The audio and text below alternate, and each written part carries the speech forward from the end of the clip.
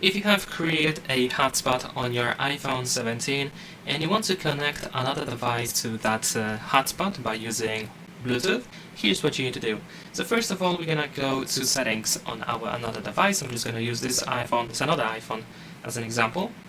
And then in the settings, you want to go to the Bluetooth option. Now, of course, in this case, what you're gonna do is you want to make sure that the hotspot is enabled. So in the settings, go to personal hotspot, and then we have allow others to join. Make sure that hotspot is enabled. And in case you have issues with detecting your hotspot on another device, you can also toggle maximize compatibility in order to make sure that it can be detected by other devices. And after that, on the list of devices, you should be able to find your iPhone. This is, of course, the way to connect to the hotspot. So let's select it, make sure that number is the same, and there we go. Now you should be able to use the hotspot via Bluetooth on another device. And that is pretty much it. Thanks for watching, leave a like and subscribe.